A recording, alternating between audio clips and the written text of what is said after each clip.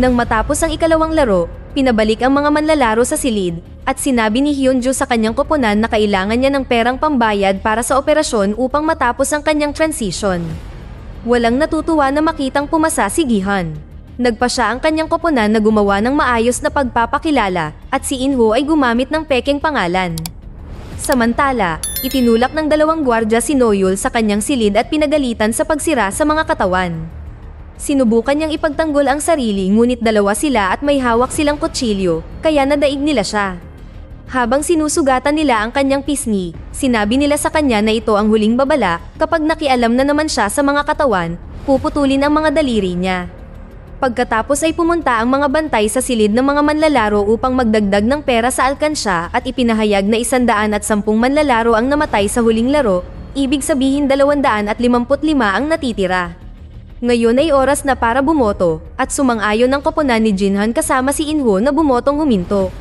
Hindi pinansin ni Yongsik ang alalahanin ng kanyang ina at piniling magpatuloy. Ang mga boto ay mukhang tabla na naman, kaya nagbigay ng talumpati si Inho para subukang kumbinsihin ang lahat na huminto.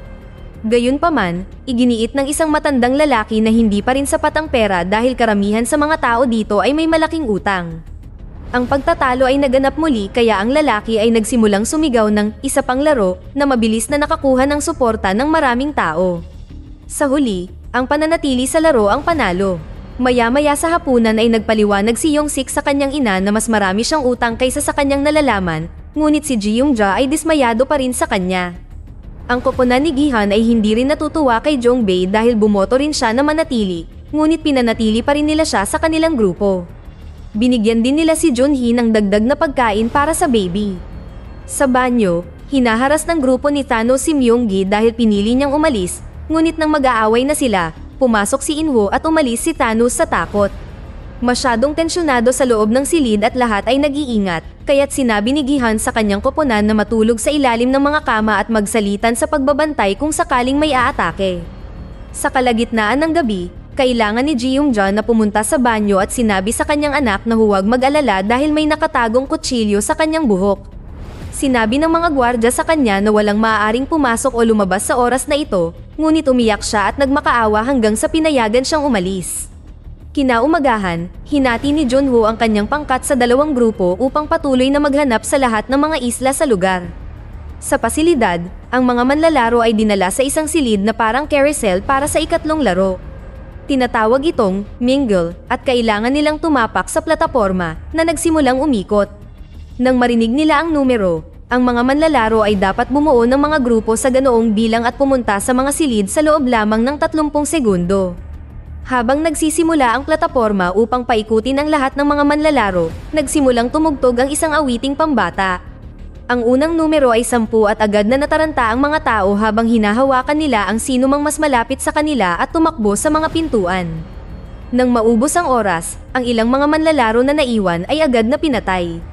Matapos kunin ang mga bangkay, ang plataporma ay umikot muli at ang napiling numero ay 4. Nataranta na naman ang mga manlalaro at ang mga grupo ng 5 tao mula sa nakaraang laro ay walang pagpipilian kundi maghiwalay.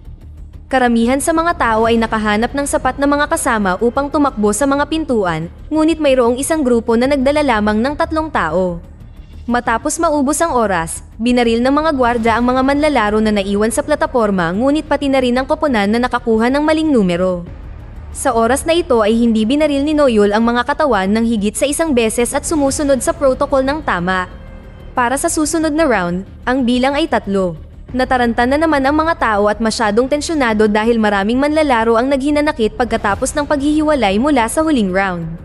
Si Yongsik ay kinaladkad ng 2 lalaki, kaya napunta si Ji Yongja sa isang silid kasama sina Inho at Gihan. Ang manipulative na si Inho ay nagtanong ng mga tila inosenteng tanong tungkol kay Yongsik para magmukhang iniwan siya ng kanyang anak, nagtatanim ng pagdududa sa isip ng matanda bagaman ipinagtanggol niya ang kanyang anak. Matapos mapatay ang mga natalo, muling nakasama ni Ji Yongja ang kanyang umiiyak na anak sabay yakap ng mahigpit. Ang sumunod na numero ay 6. Ang mga koponan ay nabuo ng medyo mabilis ngunit habang sila ay nagmamadaling pumunta sa mga pintuan, naitulak si Yang Mi at naiwan siya sa labas. Si Hyunju at Ji Yongja ay nalungkot sa kanyang kamatayan at sumigaw si Hyunju kay Myunggi para sa pagsasara ng pinto, ngunit ipinaliwanag niya na ang kanilang grupo ay puno na, kaya nailigtas niya ang buhay ng koponan. Ang numero para sa huling round ay 2. Itinulak ni Inho ang isang lalaki para makarating sa pinto kasama si Jongbei, ngunit may pumasok na ikatlong tao bago nila mailak ito. Walang pag-aalinlangan, pinatay ni Inho ang pangatlong lalaki kaya tama ang numero sa silid. Nagtapos ang laro na may 100 na manlalaro na nabubuhay pa. Samantala, nagpadala si Junho ng drone mula sa barko upang tingnan ng mabuti ang lahat ng mga isla ng sabay-sabay. Maya-maya ay may nakita siyang pinto na nakatago sa ilalim ng mga halaman, kaya ang grupo ay nagtungo doon upang mag-imbestiga. Nang subukan nilang buksan ang pinto, isang nakatagong bomba ang sumabog at tumalsik silang lahat. Karamihan sa grupo ay nakaligtas, ngunit sa kasamaang palad, isang tulisan ang ibinalik sa barko bilang isang bangkay. Naisip ni Park na dapat silang bumalik ngunit tumanggi ang grupo at nagsimulang maglagay si Junho ng mga bagong panuntunan upang maiwasan ang higit pang paglabas ng impormasyon dahil sa palagay niya ay may espiya sa kanila. Nang bumalik ang mga manlalaro sa kanilang silid, sinabi ni Myung-gi kay Junhee na dapat nilang subukang magsama muli pagkatapos ng laro. Gayunpaman nang magsimula siyang magsalita tungkol sa pamumuhunan, napagtanto niyang pera lang ang gusto niya at tinanggihan niya ito. Binilang ni Jongbei ang mga sticker at napagtantong mas marami manlalaro ang gustong manatili, kaya gustong kausapin sila ni Gihan para subukang baguhin ang kanilang isip. Gayunpaman, ipinaliwanag ni Inho na sa tuwing mas iniistorbo nila sila, mas nagagalit ang mga tao at hindi nila kakayanin ang isa pang laban. Maya-maya ay dumating na ang mga gwardya at nagsimula ang botohan. Maraming tao ang nagbago ang isip kasama si Hyunju, na ayaw nang maglaro pagkatapos makita ang pagkamatay ni Youngmi, at si Yongsik, na gustong huminto alang-alang sa kanyang ina. Sa huli, ito ay isang perpektong 50-50 na tabla, kaya inanunsyo ng mga gwardya na muli silang boboto sa susunod na araw. Sa panahon ng hapunan, nagtipon ang mga tao ayon sa kanilang mga sticker upang kumain ng magkasama. Sinikap ng magkabilang panig na kumbinsihin ang bawat isa na magbago ang kanilang isip at nagsimula ang bagong argumento. Habang nag-aaway ang lahat, napansin ni Gihan na may kasamang tinidor ang pakete ng pagkain na hindi naman kailangan sa ulam ngayong gabi. Maya-maya ay ginigipit ni Thanos at Namgyo si Minso sa banyo para subukang baguhin ang kanyang isip tungkol sa boto. Nagsimulang sumigaw si Thanos at napahinto dahil kay Myung-gi, na tumawag sa ibang mga lalaki mula sa kanyang grupo ng pagboto upang ipagtanggol si Minso. Tumawag din si Thanos para sa backup at sinimulang insultuhin si Jonhee para inisin si Myung-gi, na nainis din at sinubukan siyang suntukin. Ito ay nagpasimula ng buong away sa lahat ng mga lalaki sa banyo at ginamit ni Minso ang pagkakataong makatakas. Si Thanos na galit ay itinulak si Myung-gi sa lupa upang simulan siyang sakalin, kaya gumanti si Myung-gi sa pamamagitan ng pagsaksak sa kanya ng tinidor sa leeg. Pagkatapos ay sinipa ni Myung-gi si Thanos at nagtago sa isa sa mga pinto. Dahil ang tinidor ay nasa leeg pa rin ni Thanos, kinuha ito ng ibang manlalaro at ginamit din ito para pumatay. Ang labanan ay nakabasag din ng salamin, kaya kinuha nila ang basag na piraso bilang sandata upang pumatay. Narinig ng dalawang gwardya sa labas ang nangyayari ngunit wala silang ginagawa. Hindi nagtagal ay inihayag ang 5 pagkamatay sa pangunahing silid at ang pera ay idinagdag sa piggy bank. Ang mga lalaki mula sa banyo ay bumalik at nagsimulang akusahan ng isa't isa na siyang nagsimula ng away para magmukhang masama ang kabilang koponan. Habang nagsisimula silang magtalo muli, binilang nila ang mga sticker at napansin na ang koponan na gustong umalis ngayon ay mas maraming tao. Naputol ang tensyonadong sandali nang patulugin silang lahat ng mga gwardya. Sa barko, natuklasan ng isa sa mga tulisan na kinakalikot ni Park ang drone, kaya mabilis siyang sinaksak ni Park at itinapon sa tubig. Nang may lalaking lumapit para tingnan ang ingay, nagpanggap si Park na ito ay isang alon na tumama sa mga kahon. Bumalik sa pasilidad, sinabihan ang mga gwardya na maghanda para sa isang espesyal na laro. Iniisip ni Gihan na aatakihin sila ng kabilang koponan sa gabi at naniniwala si Inho na dapat silang maunang umatake, ngunit hindi sumang-ayon si Gihan. Ipinaliwanag niya na hindi sila dapat makipagpatayan sa isa't isa, sa halip ay dapat silang magsama-sama upang hulihin ang mga taong namamahala. Ang kanyang plano ay maghintay na magsimula ang laban sa silid at subukang kunin ang mga baril mula sa mga gwardya sa pamamagitan ng sorpresang pag-atake. Samantala, ninakaw ni Namgyo ang kwintas ni Thanos at kumuha ng napakaraming candy. Inihayag din niya na mayroon siyang tinidor. Naawa si Junhee kay Myung-gi at sinabihan siyang magtago kapag magsisimula na ang laban. Sa sandaling namatay ang mga ilaw, si Gihan at ang kanyang malalapit na kaibigan ay nagtago sa ilalim ng mga kama. Ang iba pang koponan ay umatake at sa lalong madaling panahon, ang mga tao ay namamatay sa lahat ng dako. Dahil sa kadiliman, minsan hindi nila alam kung kaninong koponan ang biktima. Masakit kay Gihan na panoorin ang lahat ng kamatayan na ito nang hindi tumutulong, ngunit sa palagay niya ay kailangan ng maliit na sakripisyong ito upang maiwasan ang mas maraming pagkamatay sa hinaharap. Naghagis ng baso si Minso para subukang patayin si Namgyo, ngunit hindi ito tumama at ginamit ni Namgyo ang basag na baso para pumatay ng mas maraming tao. Maya-maya ay bumukas ang mga ilaw at pumasok ang mga bantay sa silid para itigil ang laban. Si Gihan at ang kanyang koponan ay nagpapanggap na patay at nang subukan ng mga gwardya na suriin sila, sinunggaban nila ang mga ito upang nakawin ang kanilang mga baril. Agad nagpaputok ang mga manlalaro at napatay ang kalahati ng mga gwardya habang ang kalahati ay nagtatago sa likod ng ilang mga kama upang bumaril pabalik.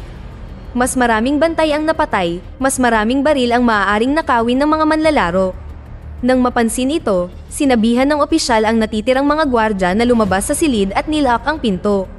Isang gwardya ang aksidenteng naiwan at na-hostage. Pagkatapos ay gusto ng isa sa mga armadong manlalaro na barilin ang lahat ng mga taong umatake sa gitna ng gabi, ngunit pinigilan siya ni Gihan. Habang binabaril ni Hyunjo ang mga security camera, nagbigay sina Gihan at Jongbei ng isang talumpati na humihiling ng higit pang mga voluntaryo upang patayin ang mga nakatataas.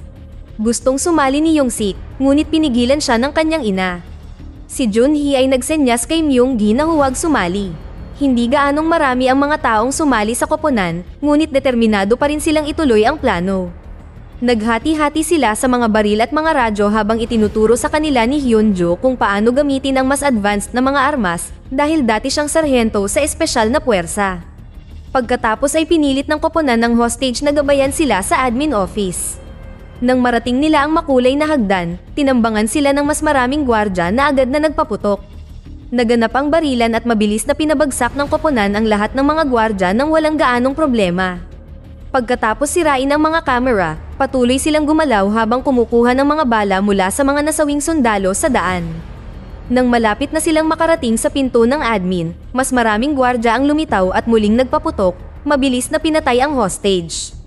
Habang nagsisimula ang isa pang labanan, nagpa siya sina Gihan at Jongbei na magpatuloy at hanapin ang boss habang nakikipaglaban ng iba pang pangkat upang magkaroon sila ng oras. Binuksan ng dalawa ang bawat pinto sa pasilyo at nakitang may harang ang lahat. Pagkatapos ay napansin ni Gihan ang sensor sa dingding at naglagay ng maskara ng gwardya na nagbukas ng pader sa isa pang pasilyo. Nakatagpo sila ng mas maraming gwardya sa daan, kaya ginamit nila ang maskara upang linlangin sila at binaril ngunit lumitaw ang mas marami pang gwardya. Sa pangunahing pasilyo, ang koponan ay nawalan ng ilang tao at nauubusan na ng bala. Tinawagan sila ni Gihan at Jongbei para sabihin sa kanila na na-corner din sila ng mga gwardya, kaya tumakbo si Inho at dalawang lalaki para tumulong. Nagboluntaryo si Daeho na maghanap ng mas maraming katawan para makakuha ng mas maraming bala. Samantala, nakipagsapalaran si Gihan at lumapit sa mga katawan upang magnakaw ng ilang bala, na gumulong sa daan ngunit nadaplisan ang kanyang braso sa proseso. Sa sandaling iyon ay dumating si Inho kasama ang dalawang lalaki at sinabi kay Gihan na natagpuan niya ang isa pang daan papasok sa opisina, ngunit kailangan niya ang dalawa para magambala ang mga gwardya. Pumayag naman si Gihan at binigay sa kanya ang kanyang huling bala, sa pag-aakalang darating si Daeho na may dalang higit pa. Sa silid, inipon ni Daeho ang lahat ng balang nakita niya sa mga bangkay sa tulong ng iba.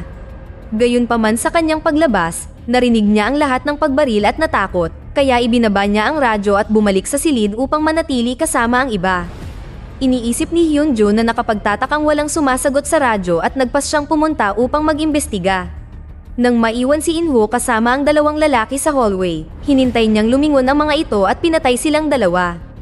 Pagkatapos ay tinawag niya si Gihan sa radyo at nagkunwaring lahat sila ay nabaril, gamit ang naghihingalong kasamahan para magmukhang patay na rin siya.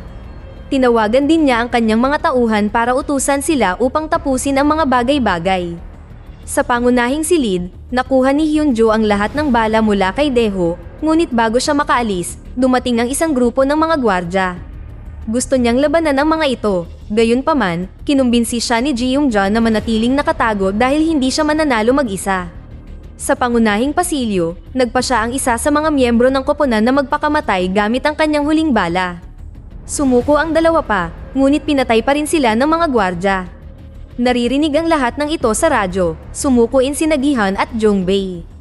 Lumitaw si In-ho na nakasuot muli ng maskara ng frontman at sinabi kay Gi-hun na ito ang mga kahihinatnan sa pagpapakabayani bago niya binaril si Jong-bae sa ulo.